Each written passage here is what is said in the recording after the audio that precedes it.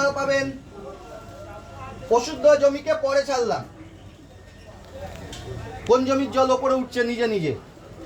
কাকা আপনি বলেন, বিনা পাম্পে বলছিলেন। কোন জলটা ওপরে উঠছে? এই জলটা বুঝবো না অশুদ্ধ না বিনা অশুদ্ধ। যে কাকা জিজ্ঞেস করছিলেন বিনা পাম্পে কি করে উঠবো, ওই কাকাই বলছে অশুদ্ধ জল নিজে নিজে ওপরে উঠে যাচ্ছে। আপনাদেরও দেখাচ্ছি। অশুদ্ধ জমিকে আগে জল বন্ধ করে দিলাম, তার মানে 7 ঘন্টার জল হলো। আর বিনা অশুদ্ধ জমিকে পরে জল বন্ধ করলাম, মানে 10 ঘন্টা হলো।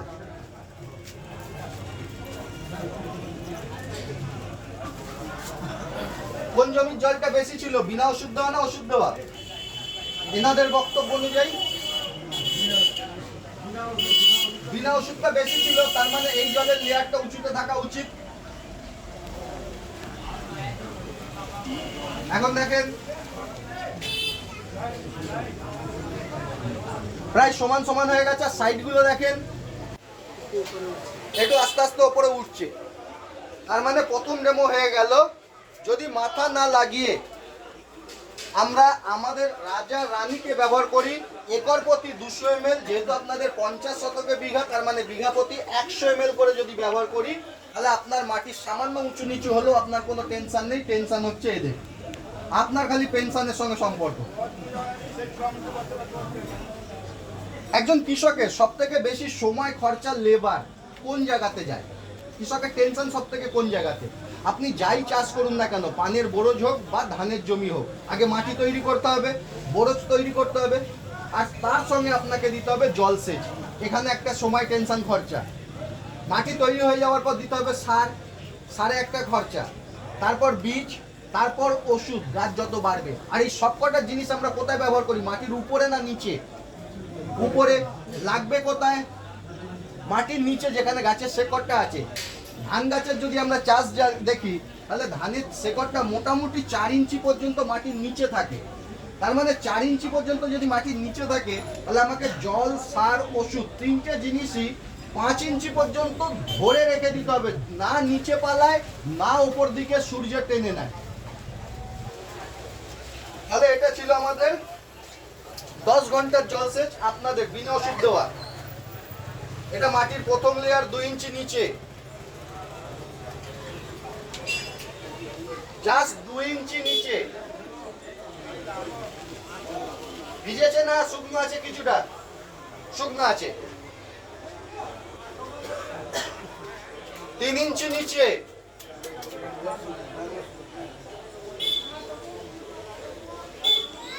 এপাশ থেকে প্রথম লেয়ার 5 ইঞ্চি নিচে। কত ঘন্টা জলসেচ? 10 ঘন্টা। অশুদ্ধ জমিতে ক ঘন্টার জলসেচ? 7 ঘন্টা। এটা মাটির প্রথম লেয়ার 2 ইঞ্চি নিচে।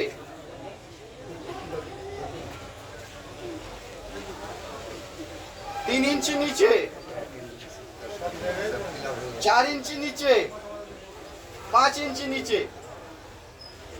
এক্ষুনি আমি কি বললাম আপনাদেরকে? বোতলের দাম অনুযায়ী আপনার 200 ml এর খরচা পড়বে গড়ে, বাড়িয়ে দিলাম 300 টাকা।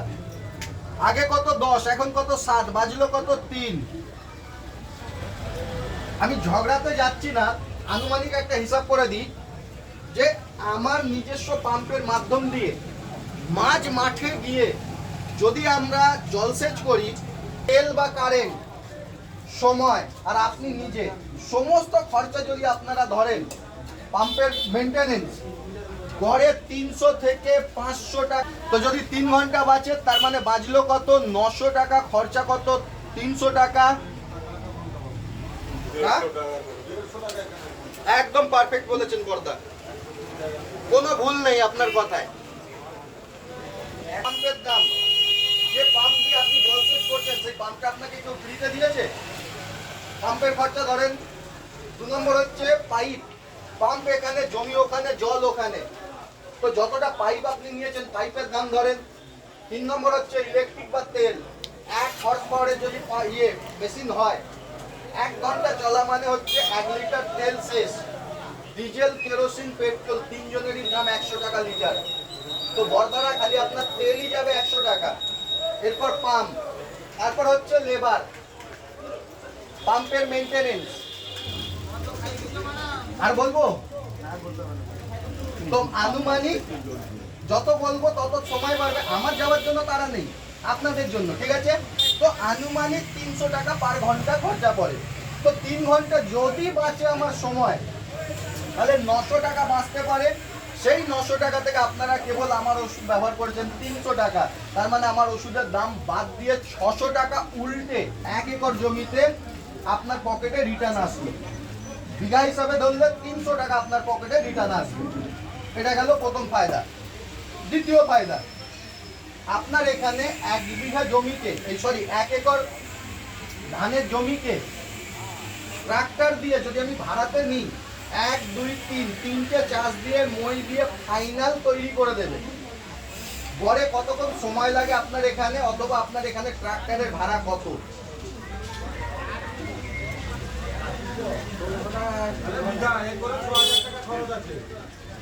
আমি আনুমানিক 3000 টাকা ধরে চলি। কত ঘন্টা জল সেচ ছিল? আরে আপনি যত বাড়াবেন তত আমি বড় লোক হবো, আমার বড় লোক হওয়ার দরকার নেই। আমি মিনিমামটা ধরে ধরেই চলি, যাতে আপনার মাথার মধ্যে এটা না যায় ভাই তো সবকিছু বাড়িয়ে বাড়িয়ে দেখাচ্ছে। তো মিনিমাম ন্যায্য যেটা, যদি ঘরে 3000 টাকা খরচা পড়ে, কত ঘন্টার জল সেচ ছিল? 10 ঘন্টা। মাটি শক্ত না নরম? কত ঘন্টার জল সেচ ছিল ওষুধ দেওয়া জমিতে? আর মাটি? তাহলে এতে যদি 3000 টাকা খরচা করে, এতে কি হবে? একটু কমবে। কাকা আমি আপনার কথা শুনতে পাচ্ছি না, আরেকবার বলেন।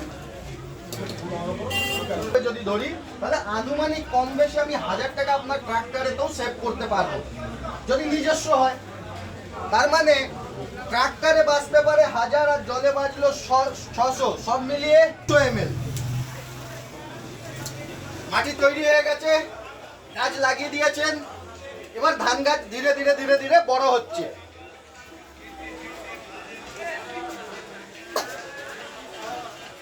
এখানে অনেক ধান গাছ আছে, ধরেন শুকিয়ে গেছে, নরম হয়ে গেছে, ঝুঁকে গেছে, সেই পাতাটা আমাকে দিন।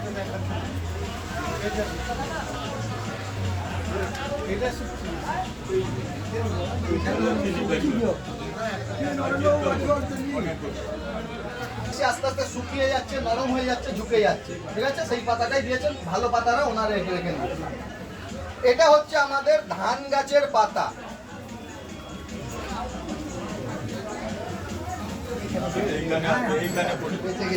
তাহলে এক্ষুনি কেউ উঠে চলে আসতো। এই পাতাটা 2 টুকরো করেছি, অর্ধেক টুকরো এনাদের সামনে এইখানে রাখা রইল। ধান গাছ রোগ লেগেছে, পোকা লেগেছে, ওষুধ কোথায় স্প্রে করি? পাতার উপরে না নিচে? উপরে। আর সব থেকে বেশি রোগ আর পোকা পাতার উপরেই থাকে, নিচে। কেটে গেছে পায়ে, ওষুধ লাগাচ্ছি মাথায়, আর গাল দিচ্ছি দোকানদারকে। 2 নম্বর, ধান গাছের পাতাতে ওষুধ লাগে, জল দাঁড়ায়, ঘন্টা পোকা ঠিক হবে, রোগ ঠিক হবে। তো আপনারাও জানেন যে ধান গাছের পাতাতে দুর্বল মানুষের মতো আস্তে আস্তে হাঁটছেন, আর গাছটাকে ভিজিয়ে ভিজিয়ে চান করিয়ে করিয়ে স্প্রে করছেন। 1 বার, 2 বার, 3 বার, 4 বার, 5 বার। কতবার স্প্রে করলাম? 5 বার। তো একই গাছে যদি বারবার করে স্প্রে করি, সময়, খরচা, লেবার, ওষুধ, কেমিক্যাল কৃষকের বাড়লো না কমলো? কৃষক কোনো কঞ্জুসি করেছে? কিন্তু যদি সেই ওষুধটা না লাগে, ঠিক করে না লাগে, তো জীবনে রোগ পোকা ঠিক হবে? হবে না। আর দোকানদারের সঙ্গে প্রত্যেকদিন কৃষকের ঝামেলা অশান্তি।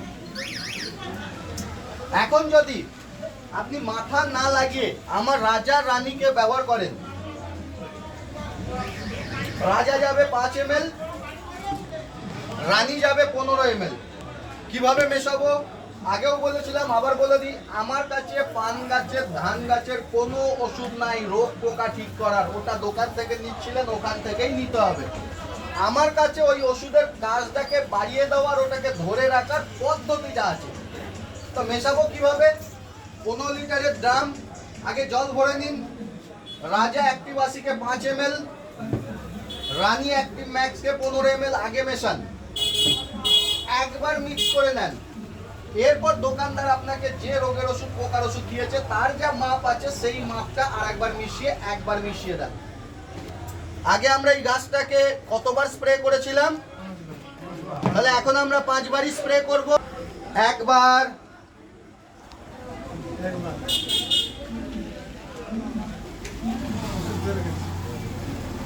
বর্দারা কচু গাছে যদি একটা স্প্রেতে ওষুধটা বা জলটা সঙ্গে সঙ্গে লেগে যায়, তাহলে পৃথিবীতে আর কোনো পাতা আছে, গাছ আছে যেখানে ওষুধ লাগবে না বা জল লাগবে না?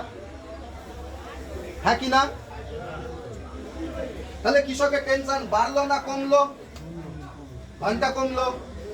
কৃষকের টেনশন জীবনে কমবে না, সে ঘুরে বালি। এখন বৃষ্টি পড়ছে, এখন বৃষ্টি পড়ছে, এখন বৃষ্টি পড়ছে পড়েনি, বাট আপনার গাছে তো রোগ পোকা লেগেছে। বাড়ি থেকে তেল দিয়ে ঘুমাবেন না দোকান থেকে ওষুধ নিয়ে স্প্রে করবেন? যেই স্প্রেটা করলেন আপনার ভাগ্যটা এতটাই খারাপ, ড্রামটা এখনো পিঠ থেকে নামেনি, কোথা থেকে মেঘ এসে মুষলধারে বৃষ্টি হয়ে গেল। টেনশন বাড়বে না কমবে? জল দাও কেন, কোথা থেকে মেঘ এসছে, যেই স্প্রেটা কমপ্লিট হয়েছে এখনো মানে ড্রামটাও নিচে নামেনি, মুষলধারে বৃষ্টি।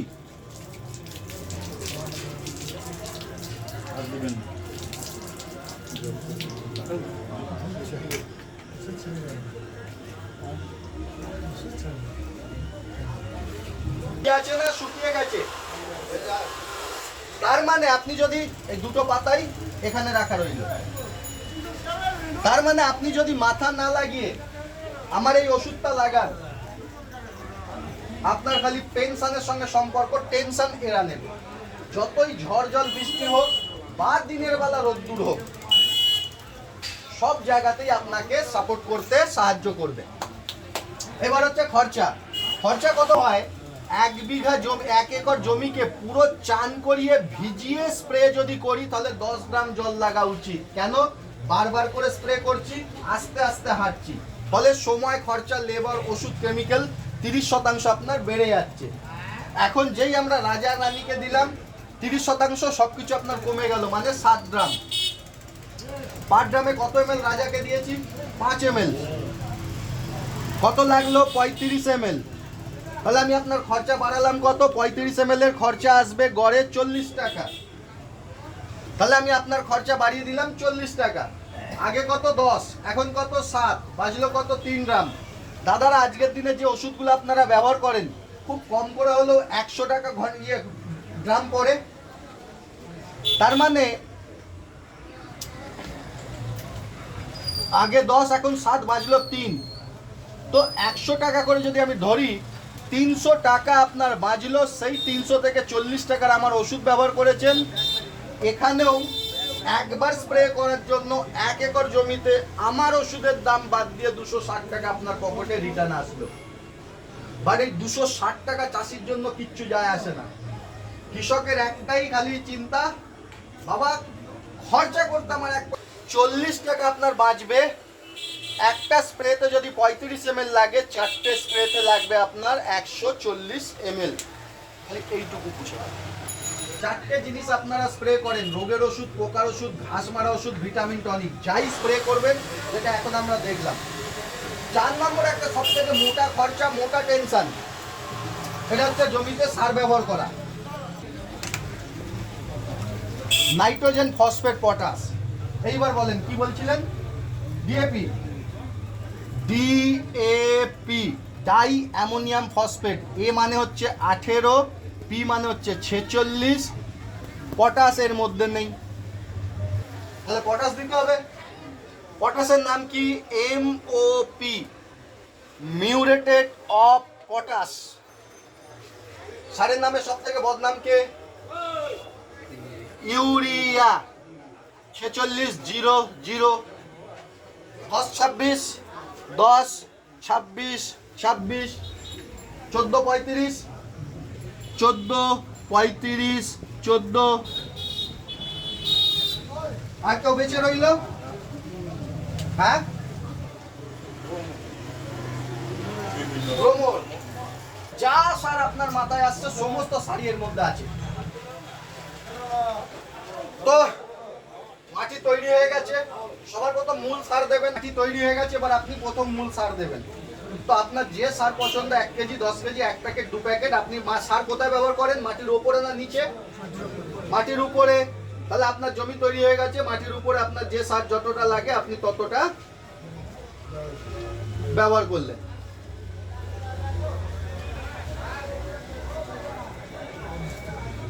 এক্ষুনি কি বললেন? সার কোথায় দিই আমরা? মাটির উপরে না নিচে? উপরে। লাগবে কোথায়? গোড়ায়।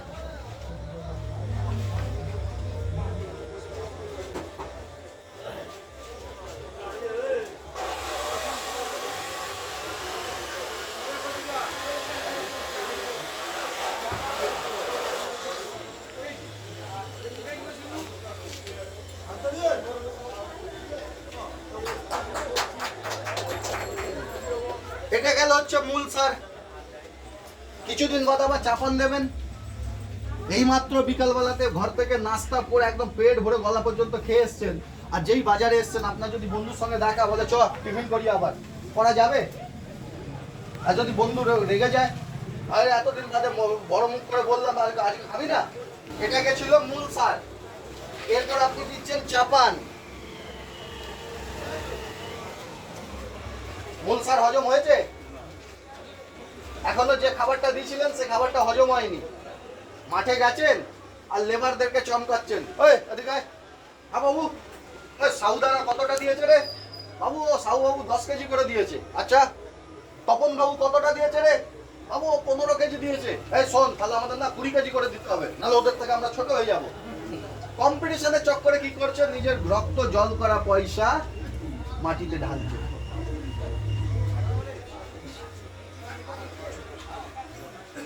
কতটা আছে? 99.9% খেয়ে ভাগ করে দিয়েছে, 0.1% পড়ে আছে। আপনি কোমরে গামছা বেঁধে চমকাচ্ছিলেন, আর এই জমিটা পেটে গামছা বেঁধে বসে আছে। কেন? যা খাবার দেওয়া হয়েছিল সব খেয়ে শেষ। পুরো খাবারটাকে মাটির সঙ্গে দেখেন সমানভাবে মিশিয়ে খাবারটাকে গাছের শেকড় পর্যন্ত পৌঁছে দিয়েছে। এরপর পেটে গামছা বেঁধে বসে আছে, কখন আমার মালিক আসবে আবার আমাকে চাপান দেবে, তা আবার আমি খাবো।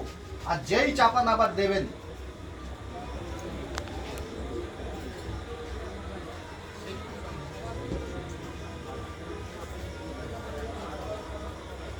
বোঝা যাচ্ছে?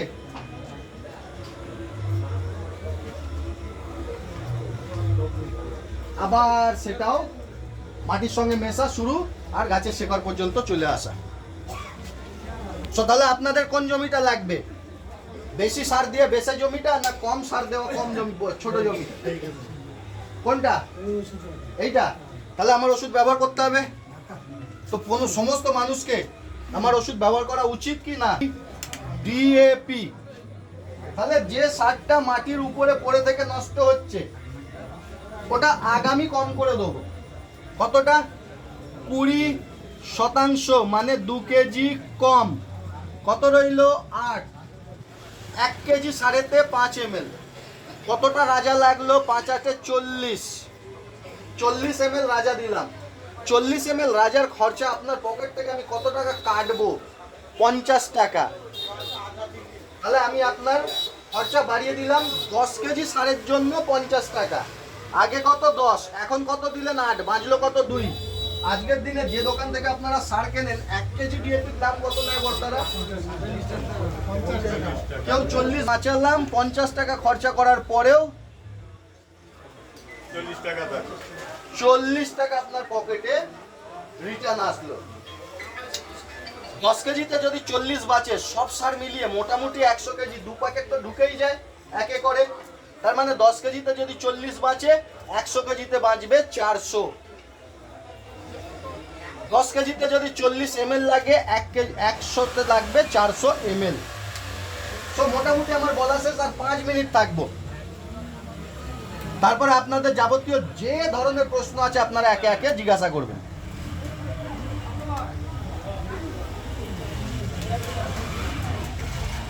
সঙ্গে আপনার পকেটে ক্যাশব্যাক কত টাকা আসলো? 16 আর 10 26, 26 আর 4 30, আর এদিকে 40, 3000 টাকা বাঁচলো।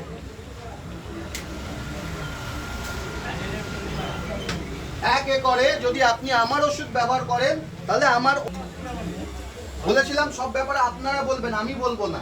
আর এটা আমার গ্যারেন্টি ছিল, চ্যালেঞ্জ ছিল। তাহলে আপনারাই বলেন, যতটা জলের প্রয়োজন আপনি দিচ্ছেন তার থেকে অধিক। কিন্তু টেকনিক্যাল কারণে কি হচ্ছে, মাটির যেহেতু গ্রহণ ক্ষমতা কমে গেছে, মাটি শক্ত হয়ে যাচ্ছে, ড্রাই হয়ে যাচ্ছে, মাটির জৈব ক্ষমতা শেষ, ফলে জলটা তাড়াতাড়ি শুকিয়ে যাচ্ছে, মাটিটা আবার টাইট হয়ে যাচ্ছে। যতটা জলের প্রয়োজন দিয়েছেন 30% কম। প্রতি কটা লেয়ারে প্রায় অতটাই এখনো জল আছে, আর মাটিটাকে একদম নরম করে রেখেছে। আপনাদের অভিজ্ঞতা অনুযায়ী এই জমিতে বেশি উৎপাদন হওয়া উচিত না এই জমিতে বেশি উৎপাদন হওয়া উচিত? এটা আপনারাও বলছেন, এটা যতটা সারের প্রয়োজন দিচ্ছেন তার থেকে অধিক। যতটা সারের প্রয়োজন দিয়েছেন 20% কম। আপনাদের অভিজ্ঞতা অনুযায়ী বেশি সার দিয়ে বেশি উৎপাদন পাওয়া উচিত না কম সার দিয়ে বেশি উৎপাদন পাওয়া উচিত? কম সার দিয়ে। কথা দুটো এক না আলাদা? নতুন কোম্পানি, কিন্তু ব্র্যান্ডেড কোম্পানি, বড় কোম্পানি, নতুন এসছে, ব্যাপক রেজাল্ট, ব্যাপক কাজ। এই ওষুধটা মারো। আমার উপর নিচে, ফলে কি হচ্ছে, রোগ বা পোকা আপনার গাছটাকে এসে ক্ষতি করে দিয়ে চলে যাচ্ছে। গাছটা আস্তে আস্তে শুকিয়ে যাচ্ছে, হলুদ হয়ে যাচ্ছে, লাল হয়ে যাচ্ছে। এখন যদি মাথা না লাগিয়ে 5 ml 15 ml ড্রামেতে ব্যবহার করেন, গ্যারেন্টি দিলাম আপনি চাইলেও দোকানদারের সঙ্গে আর ঝগড়া করতে পারবেন না।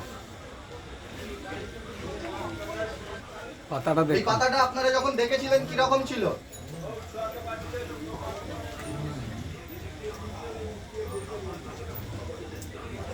আপনারা বলবেন গ্যারেন্টি দিয়ে, দুটো পাতা একটাই পাতা, একটা পাতার অর্ধেক অর্ধেক। যারা পান সম্পর্কে চেনেন, ধরা তো দূরের ব্যাপার, চোখে দেখেই বলে দিতে পারবেন। সেই ব্যক্তি আসুন, বা আপনারা সবাই দুটো পাতাকে নিজেরা হাতে ধরে চেক করে নিন কোন পাতাটা দেখতে একটু ভদ্রলোকের মতো লাগবে। ধরেন পেছনে পেছনে পেছনে করে সবাইকে একবার করে দেখিয়ে দেন। উচিত ডান হাতেরটা ধরেন।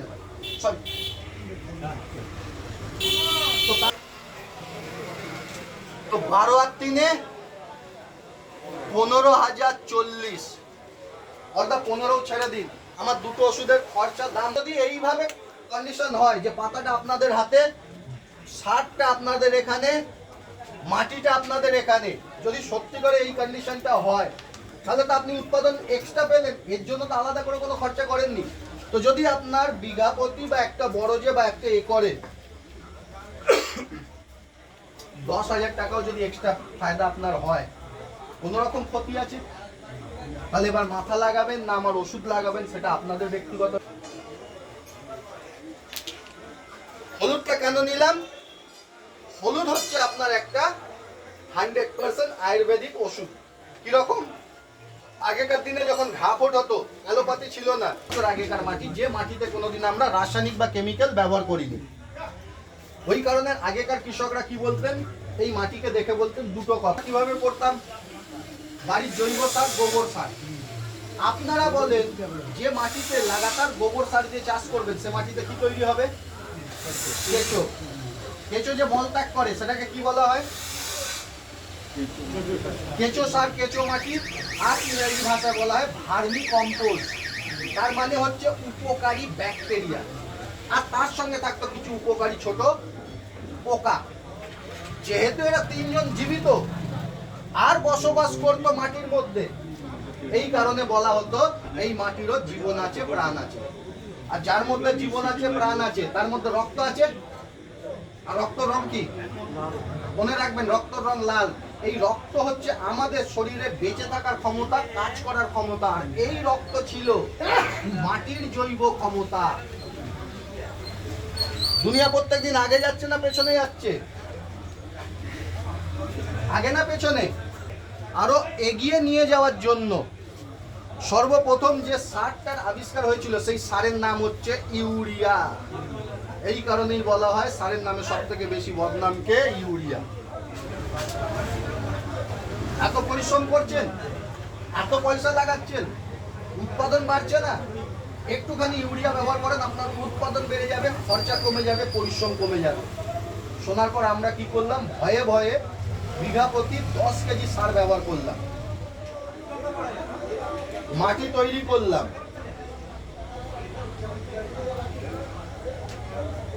গাছ লাগালাম, ফসল তৈরি হলো, আর সেই ফসল কেটে আমরা বাড়ি নিয়ে আসলাম। আর সেই ফসল দেখে কৃষকের মাথায় হাত, এ আমি কি ভুল কাজটা করলাম।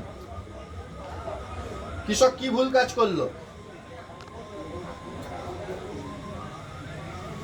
কি ভুল কাজ করলো? 10 কেজি সার দিয়েছিলাম, 1 বস্তা ধান বেশি পেয়েছি। যদি 20 কেজি দিতাম 2 বস্তা পেতাম, 30 কেজি 3 বস্তা, 100 কেজি আজকের দিনে প্রায় 20 থেকে 30 মণ আপনারা ধান কি করলেন? উৎপাদন বাড়ানোর চক্করে যেটা পারছেন সেটাই মারছেন। জমি যাক ভাড় মে, উৎপাদন বাড়া চাই, উৎপাদন। আর এই কারণে আজকের দিনে আপনারা বলেন এই মাটির আর কোনো জীবন নাই, রোগ মানে জোর নাই, প্রাণ নাই, কিচ্ছু নাই, থাকবে কোথ দিয়ে? আপনি নিজে গলা কেটে দিয়েছেন মাটি, যার কারণে শেষ। আমি প্রশ্ন করি, আমি উত্তর দিয়ে দিই, আপনাদের জিজ্ঞেস করলে সকাল হয়ে যাবে। এই রক্তমাখা কেমিক্যালওয়ালা মাটিটাকে আবার সেই আগের মতো সোনার মাটি, সোনার ফসল তৈরি করতে গেলে কি করতে হবে? আপনাদের কাছে দুটো উপায়। প্রচুর পরিমাণে গোবর সার দিতে হবে, রাসায়নিকটাকে বন্ধ করতে হবে। এই দুটোই উপায়, 3 নম্বর আর কিছু নেই। কারোর বুকে হিম্মত আছে পানের বরজে 1 কেজি সার কম করা? বস্তা তো ভুলে যান, 1 কেজিও সার কোনো প্রশ্ন থাকবে না। কিন্তু আবার যদি আপনার প্রশ্ন থাকে, আমি এখানে থাকবো আপনাদের প্রশ্নের উত্তর দিয়ে, তারপর আমি এখান থেকে যাব। যে কোনো চাষ, ধান চাষ, সবজি চাষ, আলু চাষ, পান চাষ, আপনার মাটি শুকনো, একই নিয়ম, কাদা করে ফেলেছেন, একই নিয়ম, সার দিয়ে দিয়েছেন, একই নিয়ম, বীজ লাগিয়েছেন, চারা লাগিয়েছেন, একই নিয়ম, গাছের বয়স 3 ইঞ্চি, 6 ইঞ্চি, 1 ফুট, হাঁটু, কোমর, যাই আপনার চাষের বয়স হোক না কেন, প্রথম যখন আমরা ব্যবহার করব বিঘা প্রতি 100 ml 100 ml, একর প্রতি 200 ml 200 ml বালির সঙ্গে বা হাতের কাছে শুকনো যেটা পারবেন তার সঙ্গে মিশিয়ে মাটির মধ্যে ছড়াবো। 200 200 400 একর, 100 100 বিঘাতে।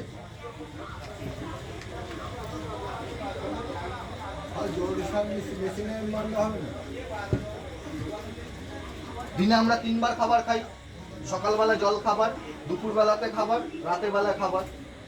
তো যদি 3টে খাবার আমরা সকালে জল খাবারের সময় বা দুপুরের সময় বা রাত্রের সময় 3টে খাবারকে একসঙ্গে যদি খেয়ে নেই, হবে? হবে না। তো প্রথমটা আমরা মাটিতেই ব্যবহার করব, শুকনো করে ব্যবহার করব। জলের সঙ্গে তো আপনাকে স্প্রে তো আছেই, তো স্প্রে যখন করব তখন করব। তো এই নিয়মটা যেটা আছে মাটিতেই করব। কেন? পেট যদি খারাপ থাকে জল খেলেও আপনার শরীর খারাপ করবে, পেট যদি ভালো থাকে লোহা খেয়ে নিলেও আপনার কোনো অসুবিধা হবে না। 1 কেজি সারেতে 5 ml, 10 কেজি সারেতে 50 ml, 1 বস্তা সারেতে হাফ বোতল, 2 বস্তা সারেতে 1 বোতল। তো সারের সঙ্গে একবার আমরা মারবো 5 ml করে। তো তাহলে মাটি তৈরি হয়ে গেল, সার দিয়ে দিয়েছে, এবার বীজ লাগাবো বা চারা লাগাবো, এবার গাছ বড় হচ্ছে। যে কোনো স্প্রে, নীল বোতল, রানী, অ্যাক্টিভ ম্যাক্স, যা আপনি নাম দেবেন, এটা হচ্ছে 15 ml যাবে। সবুজ বোতল, রাজা, অ্যাক্টিভ 80, যাই নাম আপনার মনে থাকুক, এটা যাবে 5 ml। সব জায়গাতে একই মাপ, খালি স্প্রের ক্ষেত্রে 5 ml 15 ml। অলরেডি সোনা বানিয়ে দিয়েছে, বাট ফর্মালিটিস।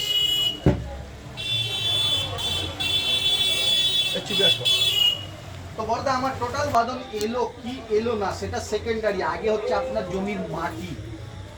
আর যে হিসাবে আমরা মাটিটাকে খারাপ করে ফেলেছি, হচ্ছে নয়, ভুল করেও বলবেন না মাটি খারাপ হচ্ছে, অলরেডি করে বসে আছেন। আর এর কারণে হচ্ছে আপনি নিজে মরছেন, কারণ এই জমির ফসল আপনিও খাচ্ছেন, আপনার ফসল আমি খাচ্ছি, আমিও মরছি। আর 2 নম্বর হচ্ছে, একদিনে একদমই সম্ভব নয়। প্রতি কটা সিজনে যদি আমরা এই রাজা রানীকে ব্যবহার করি, তাহলে আস্তে আস্তে আপনার সেই সোনার মাটি, সেই সোনার ফসল তৈরি করতে সাহায্য করবে। আর বিঘা প্রতি 10 থেকে 15,000 টাকা, একর প্রতি 10 থেকে 15,000 টাকা আপনাকে অতিরিক্ত উৎপাদন বলুন, কোয়ালিটি বলুন, দিতে সাহায্য করবে। আমার টোটাল বলা শেষ।